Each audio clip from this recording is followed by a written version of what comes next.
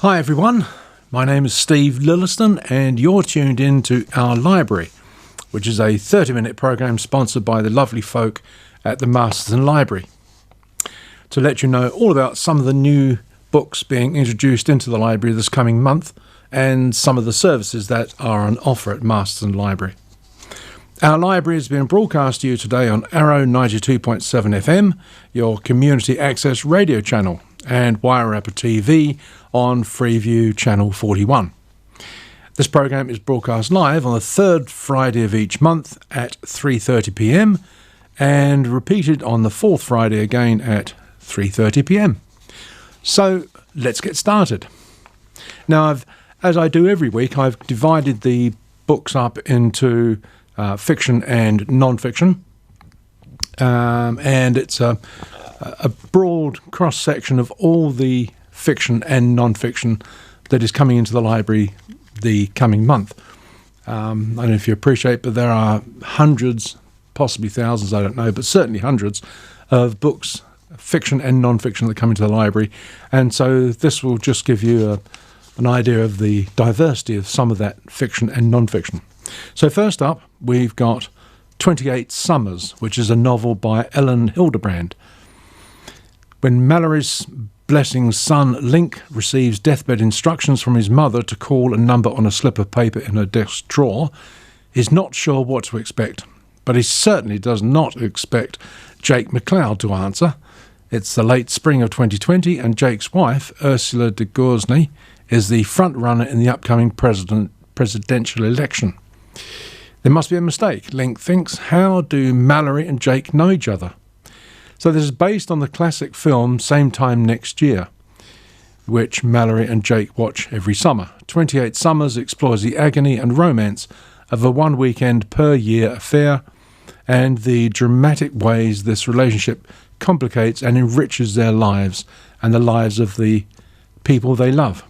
So Ellen Hildebrand, that's 28 Summers, very prolific writer and very successful writer. You may have heard of her. So that sounds like a neat book to read. Second up is At Your Door. This is by J.P. Carter. Now, this is book 2 of 3, of a trilogy, presumably, a DCI Anna Tate crime thriller.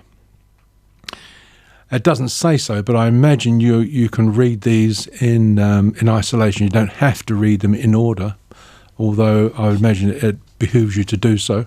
This is book 2, when DCI Anna Tate is called to the gruesome discovery of a dead woman found on Barnes Common. She is plunged into a high-profile investigation involving a prominent MP.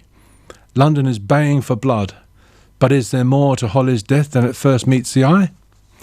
Meanwhile, the hunt is on for Anna's missing daughter Chloe, who vanished 10 years ago when her father kidnapped her. The case has been cold for what feels like forever, but a phone call brings a brand new lead.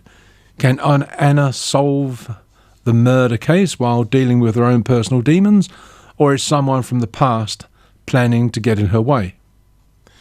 So that's a British crime thriller, At Your Door by J.P. Carter. I don't know the name. I've never read any of his or her stuff. I don't even know whether it's male or female. But that sounds like a good read if you're into British crime thrillers. Third is Beheld. Now, this is historical fiction. This is by Tara Shea Nesbitt. 10 years after the Mayflower Pilgrims arrived on rocky, unfamiliar soil, Plymouth is not the land its residents had imagined. Seemingly established on a dream of religious freedom, in reality the town is led by fervent Puritans who prohibit the residents from living, trading and worshipping as they choose. By the time an unfamiliar ship bearing new colonists appears on the horizon one summer morning, Anglican outsiders have had enough. With gripping, immersive details and exquisite prose, Tara Shea Nesbitt reframes the story of the Pilgrims in the previously unheard voices of two women of very different status and means. She evokes a vivid, ominous Plymouth, populated by famous and unknown characters alike, each with conflicting desires and questionable behaviour. So that's historical fiction, the early years of the settling of the United States, of course, the Mayflower Pilgrims arriving on that rocky, unfamiliar soil. I will put that on my list. I don't know about you guys, but it sounds like a good read. So that's Beheld by Tara Shea Nesbitt. Next up is a book of short stories. This is the Best Australian Bush Stories by Jim Haynes. Australia's national character and spirit have always been defined, rightly or wrongly, by the bush. So this entertaining, thought-provoking, humorous, nostalgic, and above all, highly readable collection of stories, it helps to be highly readable, for the modern reader shows why the romance endures. From Jim Haynes, one of Australia's most successful and prolific Australian authors, comes a collection of classic and iconic stories from the remote outback, cattle station, wheat farm and rural town. The bush is where our iconic characters are found living in, taking refuge or exploring, whether an Aborigine, explorer, squatter, bushranger or stockman. Here are the big names of Australian bushwriting and the lesser-known writers who have been forgotten but whose reputations are long overdue for revival. Now, that's not the sort of genre that, well, to be frank, interests me very much, but I don't know a lot about Australian writers, but that sounds quite interesting. And if you're into Australian stories like that, that could be just what you need. So that's the Best Australian Bush Stories by Jim Haynes. Now, if you've just tuned in and wonder what on earth's going on here, my name is Steve Lillyston, and you're listening to Our Library, which is a 30-minute program sponsored by the lovely folk at Marston Library to let you know about some of the many new books being introduced into the library this coming month. And when I say some, there's really just a smattering of many hundreds, thousands of books that are coming to the library each month, just for you.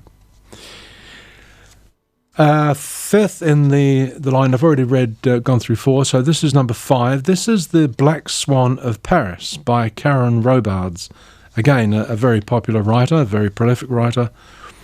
This is historical fiction about centered in the time of World War II.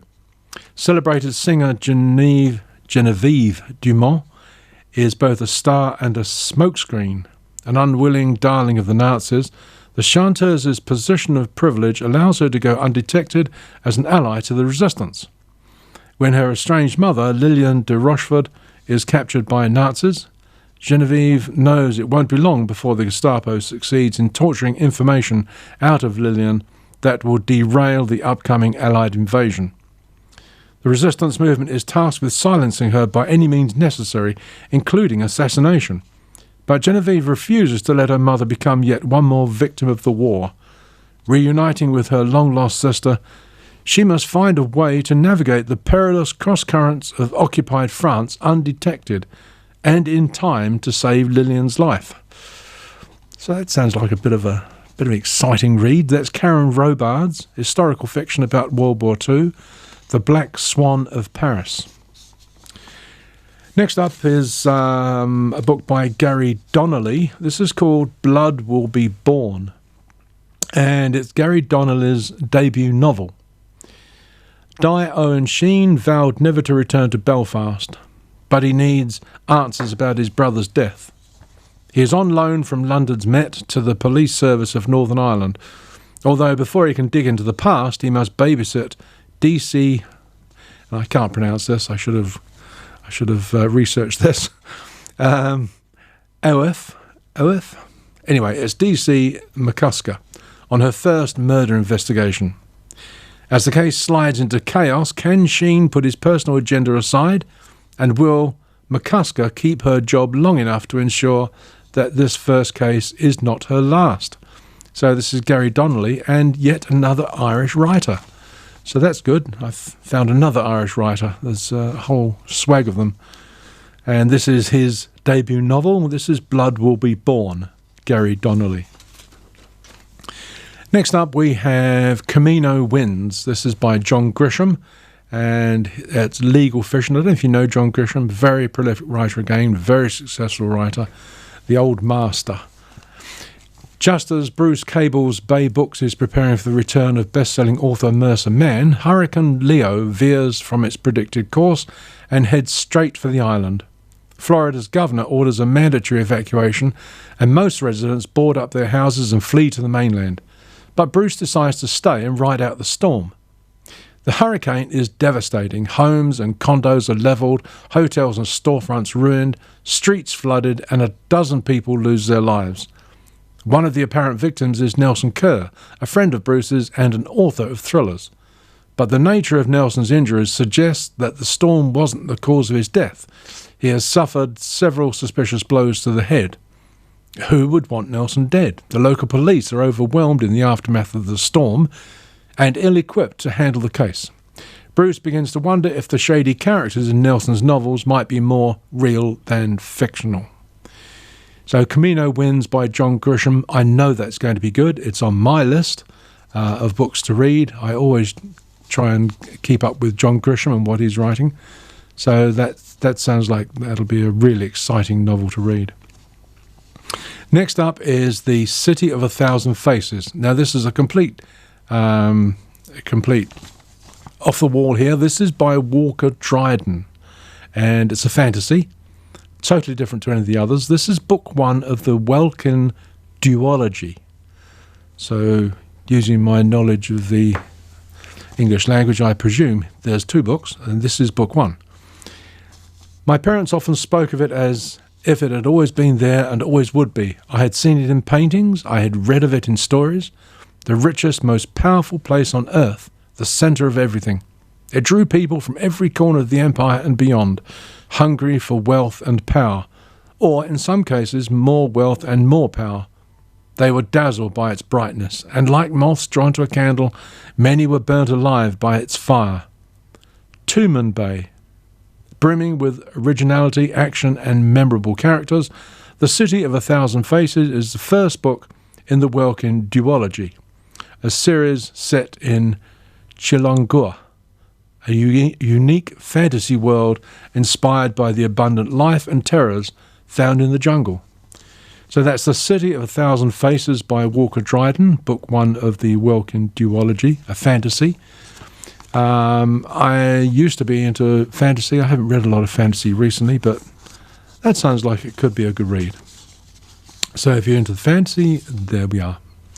Now, if you've just tuned in, my name is Steve Lillyston, and you're listening to Our Library, which is a 30-minute program sponsored by the lovely people at the Masterton Library to let you know about some of the many new books being introduced into the library this coming month and some of the services that are on offer at Marston Library.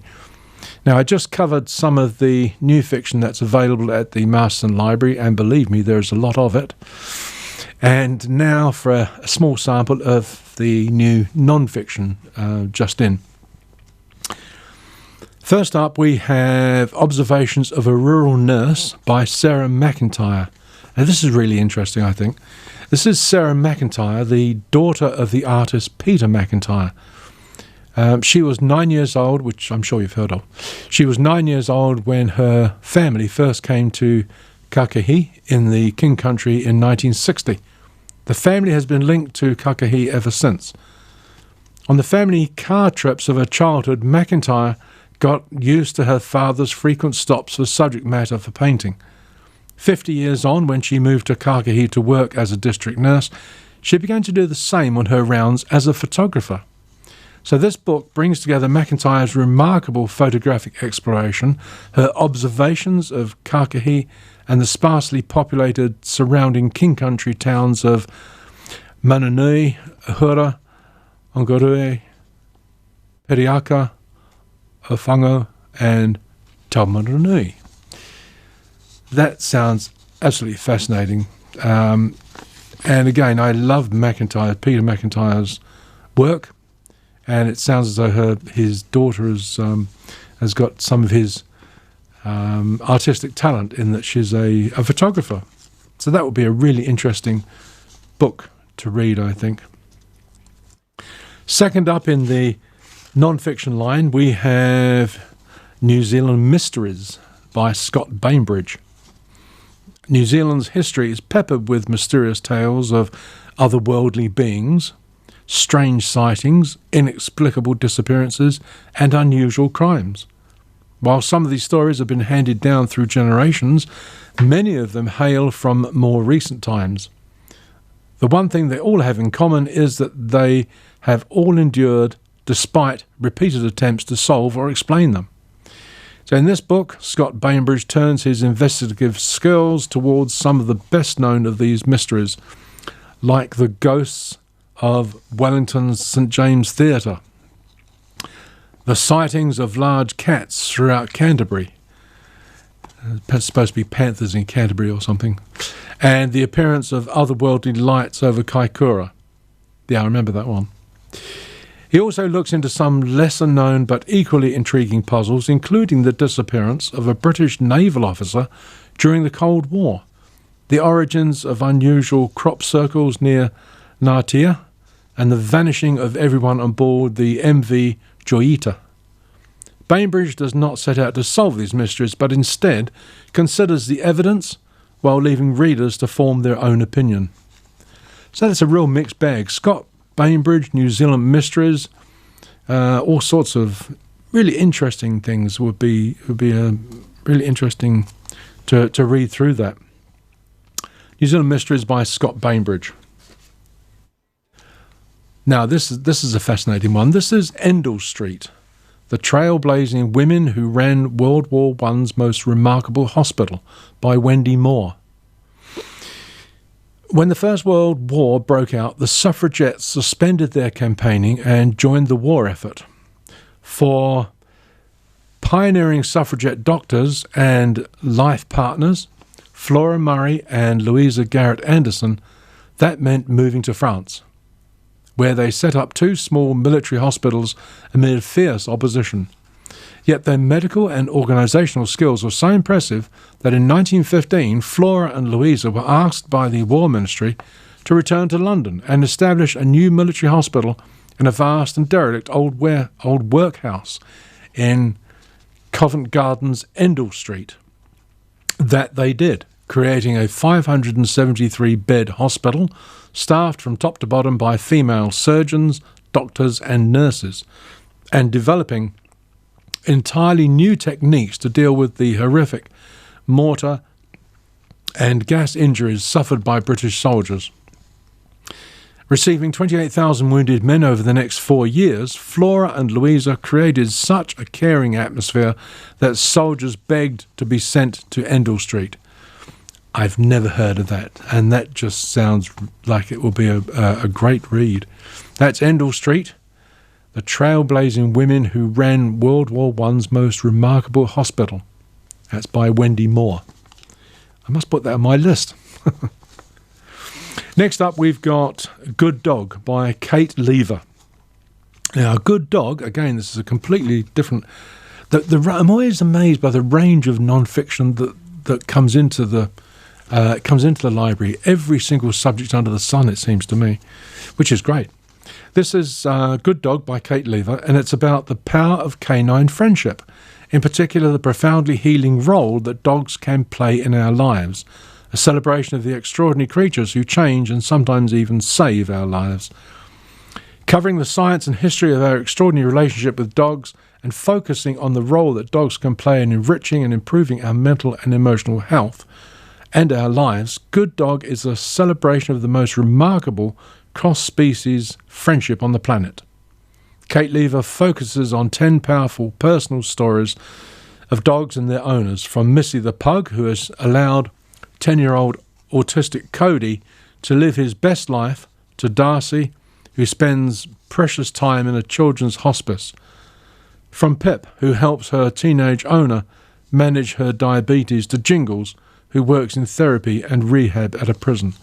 The things they can get dogs to do now, the way that they help us is just remarkable. And these are obviously some of the stories. I know they can do things like sniff out cancer and know when you're about to have a seizure and that sort of thing. Remarkable things that they can train dogs to do now. So that's Good Dog by Kate Lever. That'll be good.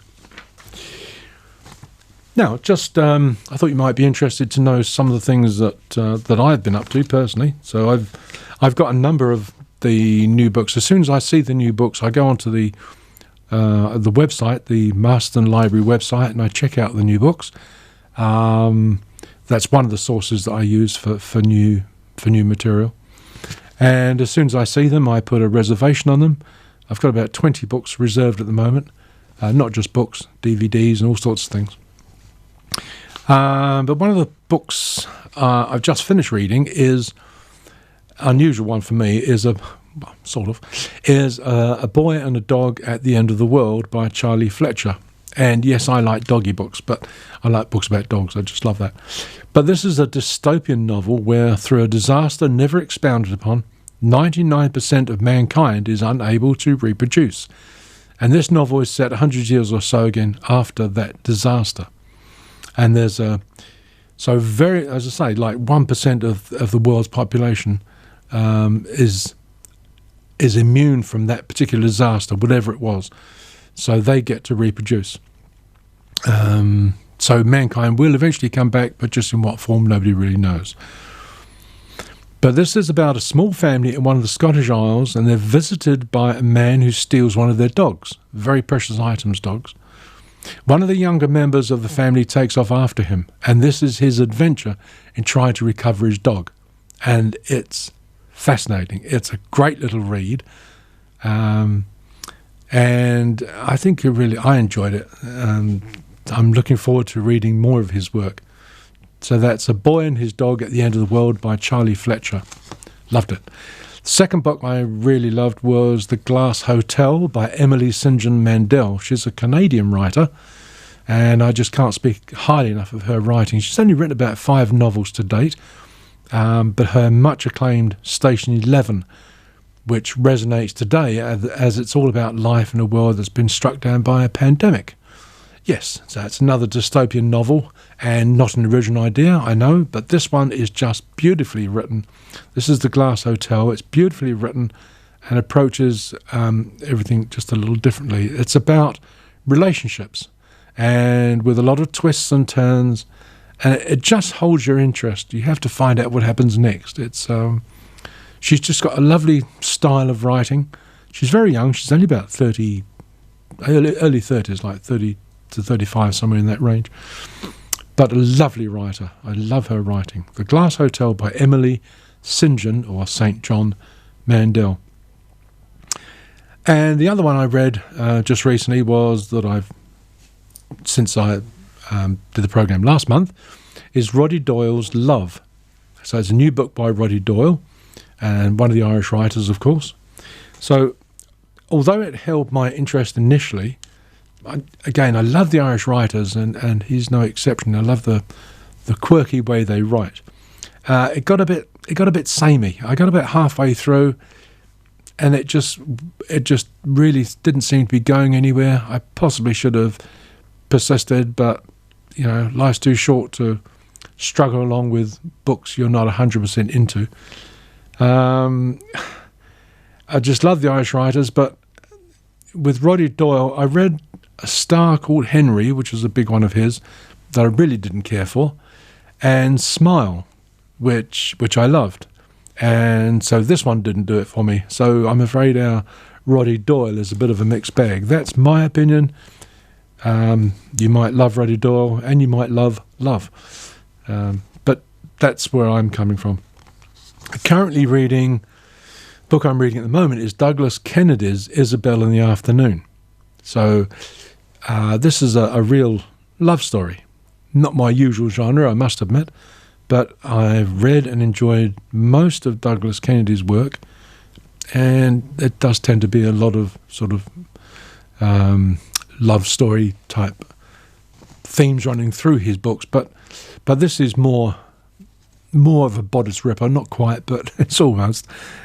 But it's very good. I'm really enjoying it. He just writes so well, and he always has a good yarn to tell.